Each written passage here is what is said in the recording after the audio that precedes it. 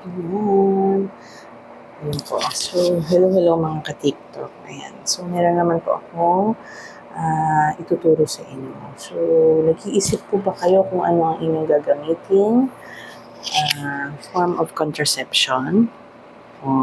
So, kung sa mga pasyente hindi pa po alam kung ano ang inyong form of contraception na gagamitin, pwede ko po kayong turuan kung ano po ang inyong nanaisin. Either oral ba, iniinom bang pills, implant, or injectable.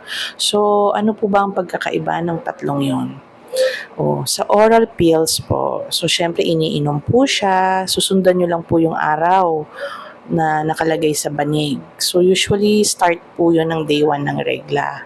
So ideal po itong ganitong form of hormonal pills pagka ang asawa nyo po ay OFW at hindi naman po kayo laging nagsasama.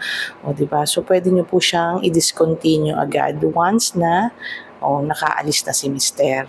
So pangalawa, ano po ba yung pangalawa? Injectable. So ano po ba ang pagkakaiba ng injectable? So dalawa pong klase ang injectable. Pwedeng every month yung Norifam po ang tawag doon, or yung every 3 months na Depo.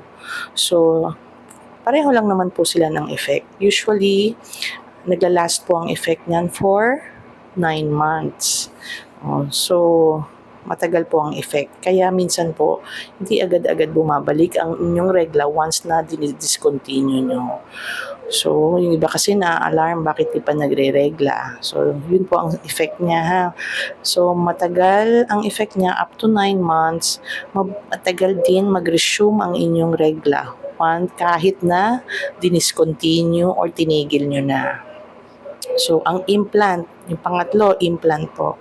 Ang implant po ay, nilalagay po siya dito sa arm, sa upper arm. Sa mga hindi po nakakaalam, nilalagay po siya sa ilalim ng skin. So, ang implant po, nag-last po siya ng medyo matagal, up to 3 years. Pero, ang advantage naman niya, pag tinanggal yun, agad-agad naman magre-resume ang inyong regla, ang inyong cycle. So, kung may plan kayo agad na mapregi, mas maganda po siya, yung implant. Okay? So, ang effect din po niya, pareho lang din po sa ibang form ng hormonal contraceptives, no? So, pwede rin po siyang bloatedness, headache, irritability, mood swings, ayan. Tsaka, syempre, irregularities ng regla pa rin. So, yung iba nagtatanong, Doc, ang tagal ko nang tinigil or tinanggal yung implant, pero hindi pa rin ako nire-regla. So, ganun din po ang effect niya, no? Matagal din bumalik ang inyong menstrual cycle. So, huwag pong matatakot doon kasi ang effect niya is 3 years So, ang pinaka po noon manipis naman yung lining ng inyong uterus. So wala rin naman kayong isi-shed, kaya hindi rin kayo nagre-regla. Okay? So wag pong natatakot pag ganon ha. Lagi po kasi may mga nagtatanong pa rin sa akin tungkol sa ganyan, di ba? Hindi nire-regla, kala nila buntis sila. Pero kung hindi kayo sigurado, no, hindi kayo sure kung ano ba talaga dahil wala kayong regla, pwede naman po kayong mag-take ng home pregnancy test. So, para lang sa peace of mind din nyo. Lalo na kung, di ba, nakailan na kayo ng anak. So, ayaw nyo na talaga mapregi. So, maghahanap na lang po kayo ng ibang form of contraception, no? So, lalo na yung may mga matitinding side effects sa hormonal contraceptives. So, like headache, tumataas ang blood pressure, nagsusuka, bloatedness, ayan, yan yung mga, nag-chest pain, no? So, pag mga ganon, i-discontinue po agad yon. Kasi, sa hormonal contraceptives, pwede po yun yung side effect talaga niya. Lumalapot ang inyong blood, lalo na po sa may mga estrogen pong content ng contraceptives. Okay, pag lumalapot ang blood, pwede kayong atakihin sa puso, ma-stroke.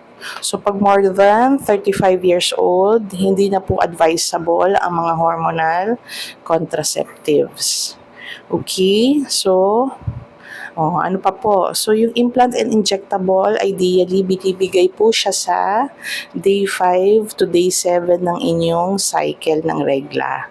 So, beyond day 5 to day 7, so kailangan po meron na kayong backup plan for contraception noon. Dapat si husband naka-condom po for at least 1 week. Kasi ang injectable at implant, 1 week pa po bago nag-i-effect.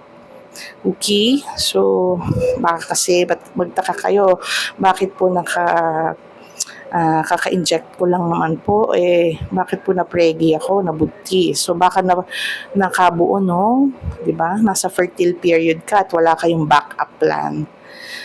So, sa mga mag-asawa, kailangan pong magpakonsulta muna sa inyong attending doctor, sa OB ninyo, bago po kayo mag-plan or mag-shift ng inyong contraceptive method.